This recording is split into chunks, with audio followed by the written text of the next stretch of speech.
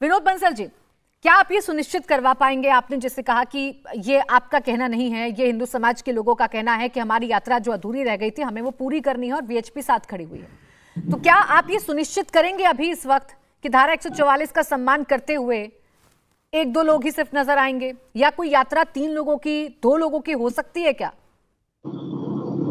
प्राची, मैं एक बात पूछना चाहता हूँ। ये बात मेरे से पूछने के बजाय ये जो आपके 2 पैनलिस्ट बैठे हुए हैं, जो हमेशा इस्लामिक जिहादियों का साथ देते हैं, हमलावरों के बारे में बिल्कुल मौन हो जाते हैं, और जब जब जब मस्जिद से भीड़ निकलती है पत्थर लेकर के, और वो जो मुस्लिम बस्तियों से पत्थरबाजी करते हैं, उस पर ये क्या बोल सकते हैं क्या?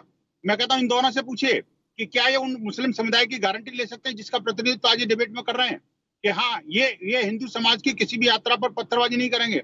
मैं कहता हूँ अब सिर्फ नूह की यात्रा पर पूछ लीजिए इनसे कि क्या ये इस बात की गारंटी ले सकते हैं कि पत्थरबाजी नहीं करेंगे।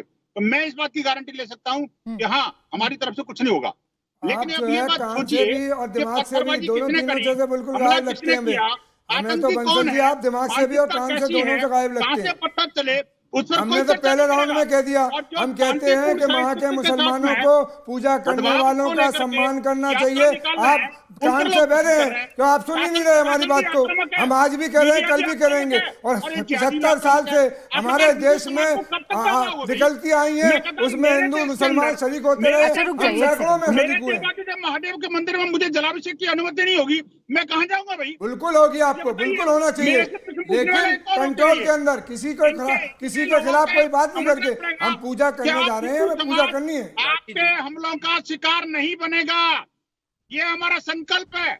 और ये बता रहा हूँ आपको, नूह जो है मेवात भगवान श्री कृष्ण की जन्मभूमि, कर्म भूमि, पावन भूमि है, पवित्र भूमि है।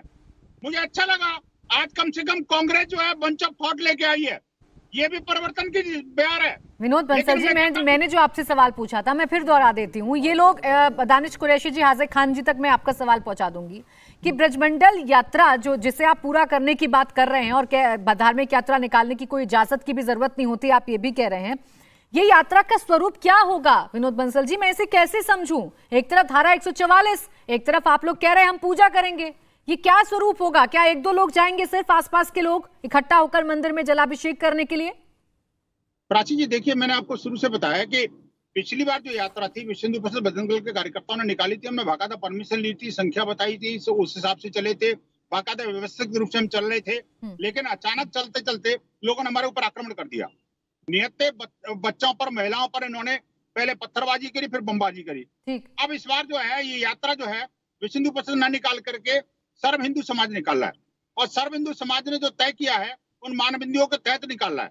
सर्व हिंदू समाज ने सरकार से अपेक्षा रखी थी कि हमारे जो 5 बलिदानी जो लोग हैं उनको कम से कम मुआवजा दी जाए, हमारे सैकड़ों लोग घायल हुए उनको क्षतिपूर्ति की जाए, अब उनको वाहन जो जले बंसल जी, मेरे सवाल का जवाब नहीं है ना, मैं तो यात्रा पर पूछ रही हूँ। और जैसे आप बार बार कह रहे हैं कि आप लोग सिर्फ समर्थन दे रहे हैं, एक सेकंड हाजिर खान जी, कि आप लोग सिर्फ समर्थन कर रहे हैं, तो समर्थन में कम से कम आप ये भी तो ध्यान रखेंगे ना कि माहौल ना बिगड़े, सरकार जो कह रही है उसी दशा और दिशा पर आप लोगों की यात्रा निकले। आ रही हूँ चौहान साहब, 1 मिनट। प्राची जी, हिंदू समाज हमेशा से इस देश के नियम कानून कायदे के साथ मिलकर रहा है, और विश्व हिंदू परिषद का ये संकल्प है, हम कभी असंवैधानिक काम नहीं करते। हम हमेशा से संविधान के सम्मत कार्य करते हैं, इसीलिए हमने सरकार से भी अपेक्षा की है कि वो भी हिंदुओं के सरकार से अपेक्षा हिंदू संगठनों की भी है, सरकार से अपेक्षा पूरे नूह की है, पूरे हरियाणा की है कि इस बार वो ना हो जो हमने पिछली बार देखा था। आप लोग कैसे सुनिश्चित करवाएंगे? क्या आप यहाँ बैठकर चौहान साहब ये मुझे गारंटी दे रहे हैं कि ये जो यात्रा का जो हम जिक्र कर रहे हैं, इस यात्रा में धारा 144 का पूरा पालन होगा? अगर यात्रा है तो धारा 144 नहीं हो सकती, धारा 144 है तो फिर यात्रा नहीं हो सकती। देखिए प्राची जी, हमारा प्रयास ये रहेगा कि कल जो अनुष्ठान होना है वो सरकार ने जितनी अनुमति दी है उसके दायरे में रहकर हो। आपने जो दूसरे समुदाय के लोग, चाहे वो AIMIM वाले हों या ये हाजी साहब बैठे थे, इनसे लगातार एक सवाल पूछा जिसका इन्होंने ठीक से कायदे से सीधा उत्तर नहीं दिया। हिंदू समाज ने, और वहां के मैं ये कहूंगा वहां तो अल्पसंख्यक है हिंदू समाज, उन्होंने किसी नियम का उल्लंघन उस दिन नहीं किया था जिस दिन उन पर बंदूकों से हमला हुआ, जिस जिस दिन उनकी गाड़ियां जलाई गई, जिस दिन 6 लोगों का कत्ल कर दिया गया, ये यात्रा निकालने वाले, जलाभिषेक के इच्छुक वहां के अल्पसंख्यक समुदाय के लोग तो उस दिन भी कानून के दायरे में रहकर अपना काम कर रहे थे। आज सबके सब लोग आज भी सारा ओनस उन्हीं पर डालना चाहते हैं। सरकार अपनी जिम्मेदारी का निर्वहन करेगी। नहीं चौहान साहब, ऐसी बात नहीं है। ये आपके समझने का एक तरीका हो सकता है। यहाँ किसी पर ब्लेम नहीं डाला जा रहा है। और अभी सर आप ये लोग आप क्यों भूल जाते हैं कि आप सरकार में हैं? यहाँ पर एक पक्ष की बात नहीं हो रही है ना। सरकार की जिम्मेदारी है कि आप अल्पसंख्यक, बहुसंख्यक सबको सुरक्षा प्रदान करेंगे। अरे वीरेंद्र चौहान जी,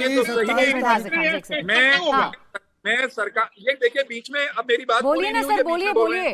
मैं ये कह रहा हूँ सरकार अपनी जिम्मेदारी जो कि कानून व्यवस्था का को बनाए रखना है, उस जिम्मेदारी का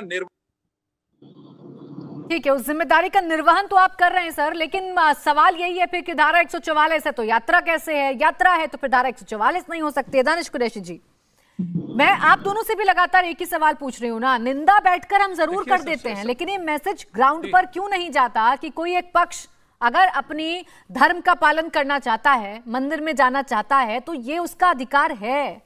क्यों उस पर पत्थर फेंकना, क्यों उस पर लाठियों से हमला करना? नहीं, बिल्कुल अधिकार है, होना ही चाहिए।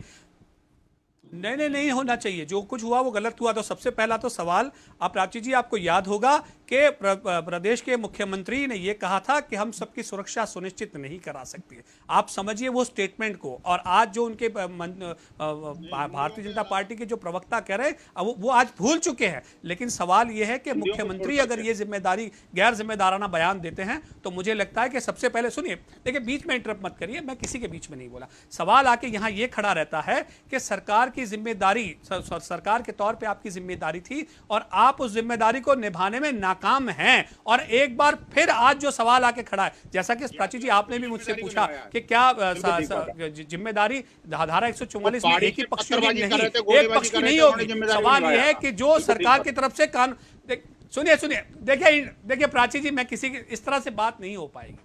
बोलिए सर आप। देखिए मैं कहने का मामन खान को बोलिए, धारा 144 अगर लागू हो रही है तो प्रदेश में सबके लिए लागू है, चाहे वो जिस प्रकार के लोग हो। अब कोई संगठन प्रेशर करने की बात करता है तो उसके खिलाफ कार्रवाई होनी चाहिए। अगर सरकार ये धारा 144 लगा रही है तो फिर रोकने वाले कौन है? और अगर धारा 144 नहीं है तो फिर ये पूरा प्रोपेगेंडा करने के पीछे की भारतीय जनता पार्टी की मंशा आप इस बात पर जवाब दीजिए। आगे दूसरे नंबर की बात, एक सेकंड दानिश जी, एक सेकंड। मैंने आपने एक पॉइंट उठाया, उस पॉइंट का जवाब साथ के साथ आने दीजिए। विनोद बंसल जी इस बात का जवाब दीजिए, धारा 144 का जवाब दीजिए। देखिए प्राची जी, ये धारा 144 की बात कर रहे हैं, जो अभी यात्रा प्रारंभ नहीं, उसके बारे में मैं कहना चाहता हूं। जो यात्रा अधूरी रह गई, जिस पर हमला हुआ, उस समय भी तो कोई धारा लागू थी ना, उस क्षेत्र में लागू थी कि नहीं धारा, कि आप किसी पे हमला नहीं कर सकते? ये धारा लागू थी कि नहीं थी? ये भी धारा लागू थी कि वहां पर आप जो है ना बम्बार्डिंग नहीं कर सकते, निहत्थे लोगों पर हमला नहीं कर सकते, कि हिंदू जेनोसाइड नहीं कर सकते। इंडिया टीवी हर वक्त हर जगह डाउनलोड करने के लिए सर्च करें India TV news Google play store या ऐप स्टोर पर।